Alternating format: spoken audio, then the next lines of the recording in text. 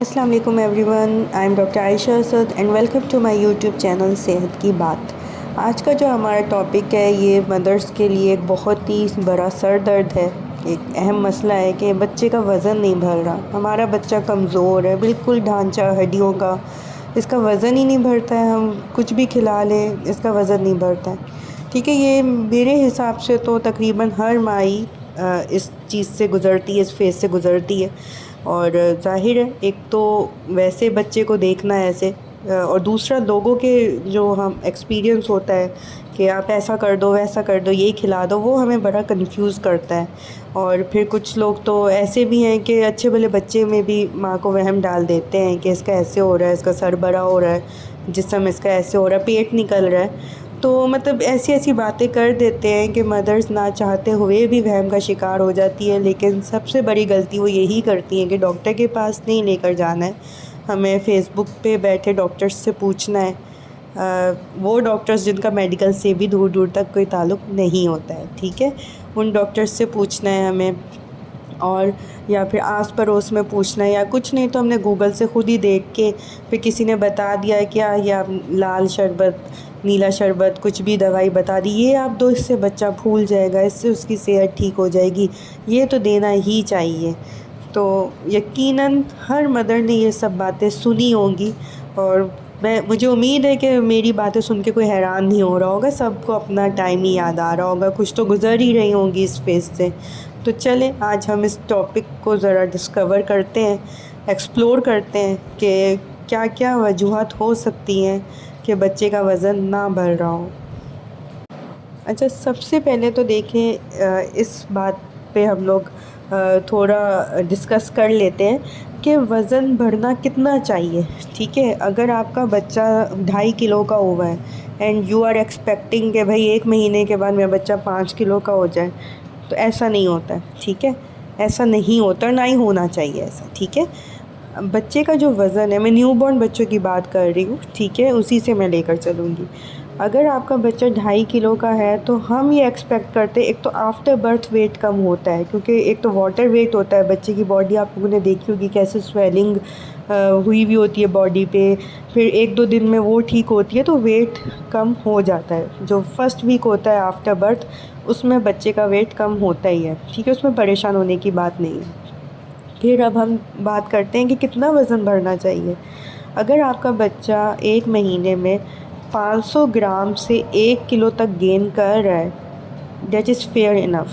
ठीक है, आपको कुछ और एक्स्ट्रा उसे खिलाने पिलाने की या 3 महीने पे ही ना कुछ भी शुरू करवा देने की ज़रूरत नहीं है। ठीक है, बस ब्रेस्ट फीड करवाना है और उसकी ग्रोथ को मॉनिटर करना है। ठीक है, और उसके आपने देखने हैं कि जितने भी माइलस्टोन्स हैं वो अब टाइम पे अचीव कर रहा है या नहीं कर रहा है। ठीक है, 500 ग्राम से 1 किलो वज़न बढ़ना चाहिए पर मंथ। अब यहाँ से माएँ क्या गलती करती हैं, हम तो पर मंथ कहते हैं, माएँ कहती हैं कि भाई 1 हफ़्ते में 1 किलो वज़न बढ़ जाए। ऐसा नहीं होता है। ठीक है, और ऐसा होना भी नहीं चाहिए। ज़्यादातर वो बच्चे जो ब्रेस्ट फीड होते हैं वो मोस्टली जो है वीक होते हैं। वीक इन सेंस के वज़न तो उनका बढ़ रहा होता है, लेकिन दिखने में वो हमें लीन लगते हैं। ठीक है, उनमें और कोई वीकनेस नहीं होती है। लेकिन जो फार्मूला फेड बच्चे होते हैं उनको ज़रा उनका जिस्म फूला हुआ होता है, इस वजह से, क्योंकि फार्मूला के अंदर स्टेरॉइड्स वगैरह कुछ भी चीज़ ऐसी शामिल हो सकती है जो बच्चे का बस जिस्म को फुला रही हो। और सबसे बड़ी जो इसके बाद मदर्स गलती करती हैं कि बच्चे का वेट मॉनिटर ही नहीं करते हैं। आप में से कितनी माएँ हैं जो डॉक्टर के पास जब विज़िट करती हैं वहाँ पे बच्चे का वज़न चेक होता है। ये मेरा बहुत इख्तिलाफ़ है डॉक्टर्स के साथ भी कि एक पीड्स का डॉक्टर बिना वज़न किए कैसे दवाई लिख सकता है बच्चे की। बच्चों की जो डोजेज़ होती हैं, जो फार्मूलाज होते हैं, वो कैलकुलेट ही बर्थ वेट और करंट वेट के अकॉर्डिंग जो है ना कैलकुलेट होते हैं। तो जब आपके पास एक वेट मशीन नहीं रखी हुई है तो आप उसके ऊपर कैसे बच्चे को दवाई की डोज़ दे रहे हैं, तो ये चीज़ सही नहीं होती है। ठीक है, तो अगर आप जा रहे हैं डॉक्टर के पास तो आपका राइट है कि आप डिमांड करें कि आपके बच्चे की हाइट, आपके बच्चे का वेट प्रॉपर चेक किया जाए, ताकि आपको पता तो चले कि अकॉर्डिंग टू एज वो सही ग्रोथ उसकी हो रही है या नहीं हो रही है। अब घर में ही देखे कह देंगे कि अच्छा वीक लग रहा है तो हाँ बस कमज़ोर है, चलो ताकत का शरबत लिखवा लें, ताकत की फ़लाँ दवाई लिखवा लें। That is too wrong. ठीक है, ऐसा नहीं करना है। आप अपने बच्चे का वज़न करें। ये मैं इस साथ में देखें चार्ट शेयर कर रही हूँ, इसमें उम्र के लिहाज से आपको वज़न दिखेगा। और देखें जो बच्चों की मैक्सिमम ग्रोथ का जो टाइम होता है ना वेट का, वो 1 साल होता है। ठीक है, 1 ईयर या 1.5 ईयर तक बच्चों की मतलब वेट जो है ना हर महीने बढ़ रहा होता है, फिर स्टक हो जाता है। ऐसा नहीं हो सकता कि 2 साल का बच्चा और उसका फिर वेट जो है हर महीने इंक्रीज़ नहीं, बीच में कुछ मंथ से स्टक होता है, फिर उसके जो वज़न बढ़ने की तेज़ी है ना वो कम होती जाती है। तो माँ इस चीज़ पे भी परेशान हो जाती हैं कि जी 3 महीने पहले भी 14 किलो का था, अब भी 14 किलो का है। नहीं, इट्स ओके। ठीक है, अनलेस कि आपका बच्चा बिल्कुल भी एक्टिव ना हो, लेथार्जिक हो और वो बहुत ही सुस्त हो बच्चा, तो फिर वो चीज़ नॉर्मल नहीं है। लेकिन अगर आपका बच्चा एक्टिव है, अपने सब माइलस्टोन्स उसने अचीव टाइम पे कर लिए, तो परेशान होने की बात नहीं होती है। ठीक है, तो हमेशा पहले वज़न चेक करें, फिर डॉक्टर से आप बात करें वज़न के बारे में। बिना वज़न को चेक किए कोई भी एस्टिमेट नहीं कर सकता है कि बच्चे की ग्रोथ सही हो रही है या नहीं।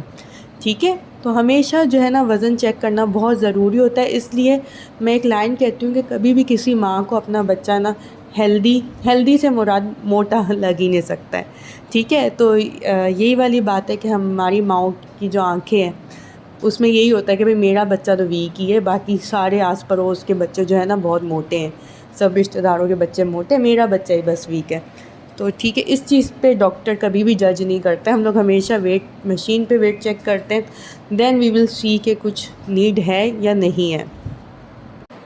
अच्छा, और अगर बच्चे का वज़न जो है वाक़ई में इंक्रीज़ नहीं हो रहा है और बच्चे का वेट स्टक हो गया है, तो फिर उसमें हमें इंटरवेंशंस की ज़रूरत होती हैं। जैसे अगर ब्रेस्ट फीड बेबी है, उसका वज़न नहीं बढ़ रहा है, 2 महीने से उसका वज़न स्टक है और इंक्रीज़ नहीं हो रहा, मतलब 500 ग्राम भी उसका वज़न नहीं बढ़ा है और अकॉर्डिंग टू एज उसकी ग्रोथ नहीं हो रही है, तो फिर जो है हम पहले तो मदर्स को गाइड करते हैं कि वो जो अपना ब्रेस्ट फीड है वो सही से दें।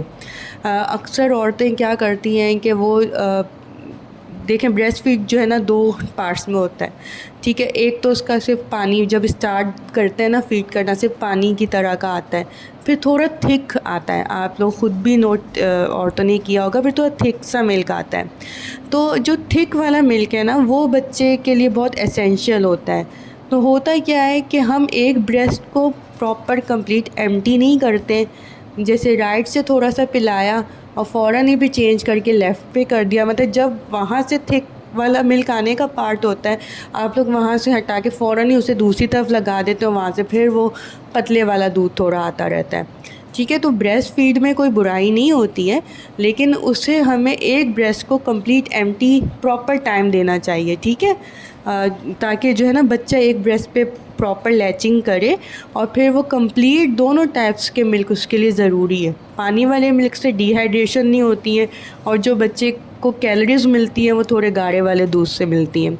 ठीक है, तो ये दोनों टाइप के मिल्क जो हैं बच्चे को मिलने चाहिए। एक तो ये बात हो गई। अब बात करते हैं फार्मूला फेड बेबीज़ की। अनफॉर्चुनेटली जैसे हमारे मुल्क के हालात हैं, औरतें फार्मूलाज तो लगा लेती हैं लेकिन फिर उन्हें पूरा करना बहुत मुश्किल हो जाता है उनके लिए। तो फिर क्या करते हैं वो लोग, जैसे अगर 3 स्कूप डालने का लिखा है तो वो 2 डाल देंगे, अगर उस पे 2 डालने का लिखा है तो मतलब समझे डाइल्यूट करके पतला दूध बना के देना शुरू कर देते हैं कि वो डब्बा लंबे टाइम तक चल जाए, या फिर अपनी उनकी बस ज़हनियत होती है कुछ लोगों की ऐसी कि नहीं इस तरह ही देना चाहिए। तो ये चीज़ बहुत गलत होती है। इससे ये होता है कि बच्चे को जो प्रॉपर न्यूट्रिशन है ना वो मिल ही नहीं रही है।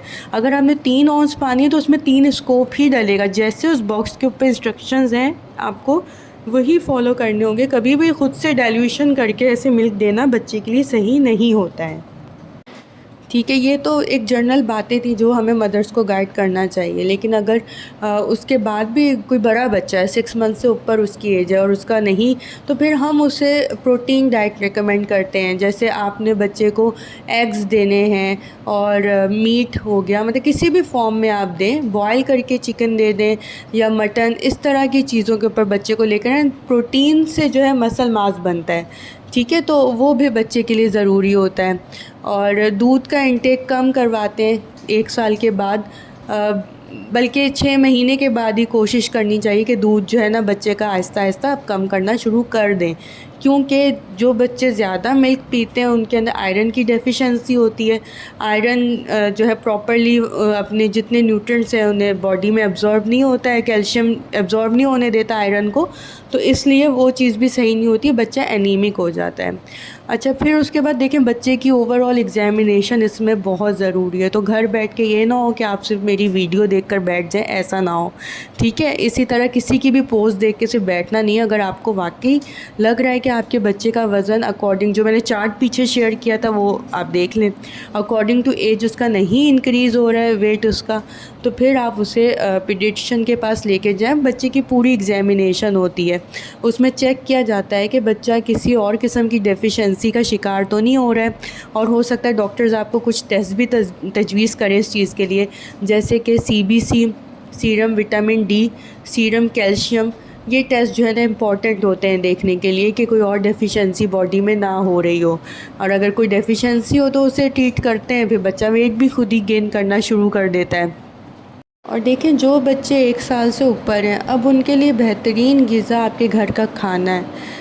मेरी इस चीज़ पे ग्रुप पे भी बहुत बार बहस हो चुकी है, और मैं मल्टीपल टाइम्स समझा चुकी हूँ कि ये ब्लेंड कर करके खाने जो देने होते हैं ना, ये एक मखसूस एज तक देने होते हैं। उसके बाद आप जो है प्यूरीज़ के बाद आप सेमी चंक्स पे शिफ्ट होते हैं, फिर चंकी फूड से आहिस्ता आहिस्ता आप प्रॉपर सॉलिड फूड पे बेबी को शिफ्ट कर देते हैं। तो मैंने ऐसे केसेस देखे हैं कि बच्चे 1 साल से ऊपर हो गए लेकिन अभी तक उनकी माएँ पेस्ट जैसा खाना बना बना के दे रही हैं, और फिर जब वही बच्चे थोड़े बड़े होते हैं तो वो सॉलिड को एक्सेप्ट नहीं करते हैं, या फिर इतना वो प्यूरीज़ पे लगा दे। अच्छी चीज़ें प्यूरीज़ मैंने ख़ुद भी अपने बच्चों को दी है, मैं बुराई नहीं कर रही हूँ, लेकिन हर खाने की ना एज होती है, और खाना हमेशा एज को देख कर दिया जाता है। अब आपका बच्चा 1 साल से ऊपर है, जो उसकी एज है कि वो अब आपके साथ घर के खाने खा सकता है, लेकिन आप उसे वो नहीं खिला रही हैं, आप उसे खीर और ऐसी चीज़ें बना, कस्टर्ड खीर बना बना के खिला रही हो, तो दिस इज़ अ स्टुपिडिटी, ठीक है। आप उसे अपने साथ बिठाएं, अपने साथ रोटी, दाल, चावल, गोश्त, सब्ज़ी, जो चीज़ है उसके साथ आप उसे खाना उसका स्टार्ट करवाएं, ठीक है। रोटी से बेहतरीन ग़िज़ा कोई नहीं है, ठीक है। तो गंदम बहुत अच्छी चीज़ होती है बॉडी के लिए, तो आप इस चीज़ के ऊपर बच्चों को लेकर आए। 1 साल से ऊपर बच्चों की बात कर रही हूँ। और देखिए पानी का इंटेक जो है ना बच्चे की लाइफ में बहुत इंपॉर्टेंट है।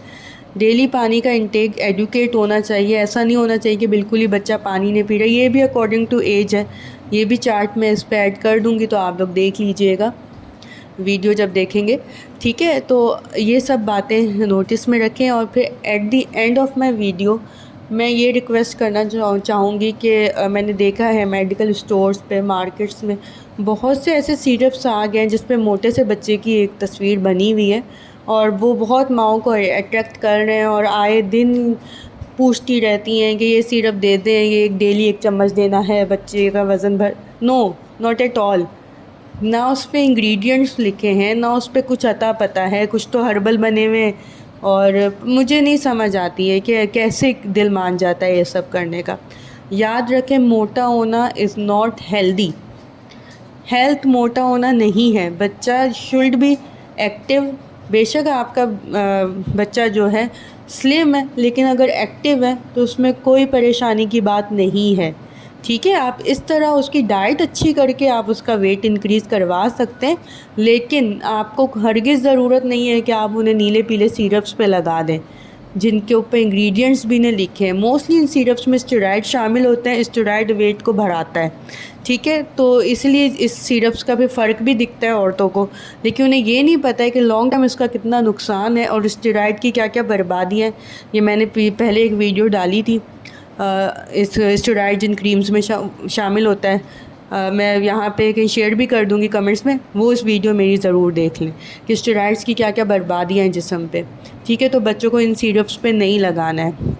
आपने बच्चा एक्टिव है, स्लिम है, इट्स ओके, आप उसकी डाइट बेहतर करने की कोशिश करें, डेट्स इट, ठीक है। और फिर जो इंश्योर मिल्क हैं, और पता नहीं कितने कोई बच्चों के हॉर्लिक्स है वो जिन्होंने दांतों का बेड़ा गर्क कर दिया है बच्चों के। शुगर्स इतनी ज़्यादा इसमें शुगर्स हैं, तो पाकिस्तान बिला वजह डायबिटीज़ पे टॉप पर नहीं आया है, ठीक है। कुछ ना कुछ तो वजह ज़रूर है, और वो वजह सब हमारे हाथ में है। तो खुदारा अपने बच्चों को इन सब चीज़ों से दूर रखें।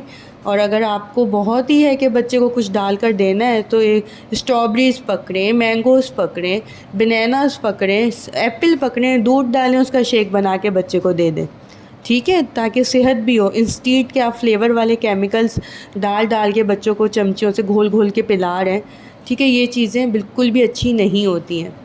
तो इसलिए अपने आप को भी बचाएं, अपनी जेब को बचाएं और अपने बच्चों की सेहत की फ़िक्र करें। इन पाउडर से, इन चीज़ों से दूर रहें। मुझे उम्मीद है कि इस वीडियो ने काफ़ी सारी जो मिसकंसेप्शंस हैं क्लियर की होंगी, और अब ये पाउडर वाली कंपनीज़ तो मेरी दुश्मन बन ही गई होंगी। तो इस वीडियो को यहीं पर एंड करते हैं ताकि मज़ीद कोई कंट्रोवर्सी मेरे लिए खड़ी ना हो जाए। तो इस वीडियो को ज़रूर शेयर कीजिएगा अपने फ्रेंड्स एंड फैमिली में। तब तक के लिए अल्लाह हाफ़िज़।